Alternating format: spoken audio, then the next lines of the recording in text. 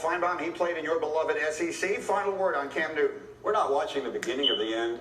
It is the end. It's over for Cam Newton. I don't know why we are mincing words and trying to find a pretty way to put it. I think he's a train wreck right now. He can't do what he used to do. And quite frankly, forget the sympathy tour. Cam Newton has never really cared about anyone other than Cam Newton, and that doesn't mean he shouldn't be given the opportunity, but he's brought this franchise down. It's over for Cam Newton. Nice knowing you, but you're done. This is my only statement to that, right? Yeah.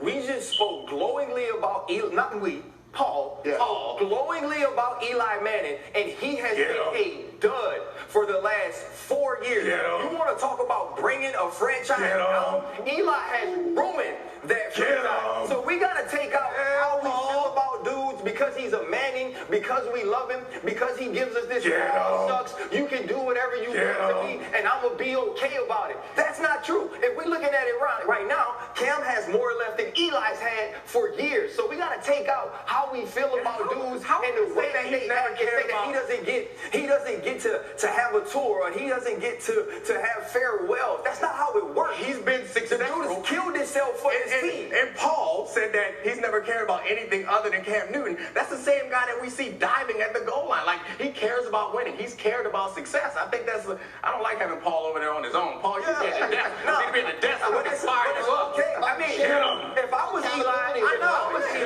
I can stay healthy too if I learned how to throw the ball and do this. I would be healthy too if I could throw the ball and do that. Of course you're going to get hurt if you're trying to win a game. If you're trying to take a hit, we got to stop treating dudes like because they play a certain way or because they act a certain way that's not familiar to us, that's not leadership, that's not caring. I hear you. So, as you see in the video, Ryan Clark, he ripped that dude a new asshole. So I think his name is Paul Finebaum. I might not have it right. One of these ESPN journalists / analysts. And the whole thing started when they were talking about Cam Newton. Now, Eli Manning recently got benched for Daniel Jones. Anyone who knows, Eli Manning has been terrible for the last few years. And this isn't the first time he was benched. He was benched 2 years ago for Geno Smith. But this Paul Finebaum guy, he comes out and says that we're watching the beginning of the end of Cam Newton. It's over for Cam Newton. I don't know why we're menacing words and trying to find a pretty way to put it. He's a train wreck. He can't do what he used to do. And quite frankly, forget the sympathy tour. Cam Newton has never cared about anybody other than Cam Newton. And that does not mean he should be given the opportunity. He brought this franchise down. Wow. He took this franchise to their second Super Bowl just 3 years ago. And he was 15-1. And he was the MVP of the league. He could do no wrong. And I think personally something's wrong with him. I think he's hurt. He's not telling anybody. They've lost 7 consecutive games going back to last year. He hasn't thrown a touchdown pass in 4 games. But this really isn't about Cam Newton. I think Cam will be fine. He's just having a rough patch. He's hurt, whatever. Eli Manning consistently has been awful for quite some time now. Led the league in interceptions 3 times. The Giants have made 1 playoff appearance since 2011, that last Super Bowl. And yeah, you beat Brady and Belichick twice. You give him credit for that. But it's a what have you done for me lately type of business. And he ain't been getting it done lately. Eli been bullshitting. And I know people say he's classy. He's always all shucks. And he's a Manning brother. And that's what Ryan Clark and Dominique Foxworth are getting at. Eli can do no wrong because of who his father and his brother is. But that has nothing to do with him. I don't think he was ever better than Phillip Rivers as far as skills and mechanics. And I don't ever think he was better than Ben. He just was at the right place at the right time, and he kind of like Joe Flacco. He could hit that switch during the playoffs and make some remarkable plays and throws, and give him credit for that. But what have you done for me lately? You see the Ravens cut bait with Joe Flacco like that. Not even a whole 4 years after, 5 years after that championship, they cut bait finally. You got to move on. You got to move on. And this guy's like, Eli deserves the retirement tour or whatever. Cam Newton hasn't.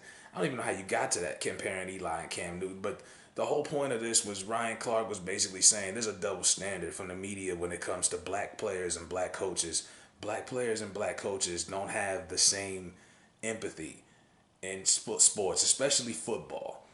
Quarterback has always been a white person's position, especially at QB. I remember Warren Moon shattered every record you could think of back in the day. Warren Moon was benched in 1993.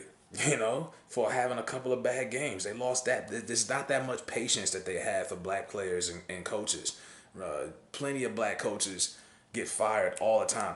They ran it. Steve Wilkes was the Arizona Cardinals coach for one season. It was clear that they were rebuilding, that the team was a train wreck. They got rid of him in 1 year. 1 year. How long was Mike McCarthy in Green Bay? How long was, and you could say he won a championship. Jeff Fisher never won shit. He was the coach for the Titans for like 15 years. You'll never see a black coach, keep a position of that type of, that kind of seniority and not win anything. And it takes that long for them to move on. And the same thing with black players, especially in that quarterback position. The scrutiny is just different. And that's really what Ryan Clark and Dominique Foxworth are getting at without saying it bluntly, because they work for Disney, ESPN. They can't really just go out there and go at somebody's neck. But that was the classiest, best way professionally that Ryan Clark could say, there's a double standard here. This guy's had a string of bad games, but he was an MVP just a few years ago. Eli ain't never won an MVP. Yeah, he got a Super Bowl MVP. We could get into that, but Cam Newton, when he was winning, everything was cool. No one cared about how he dressed. Yeah, he dresses like an old sassy woman, but nobody cared when he was winning. Now that he's not winning, all of a sudden you're like, why is he wearing this outfit? You're paying more attention to his clothes in the post-game interviews than the games, because the games haven't been that good for him lately.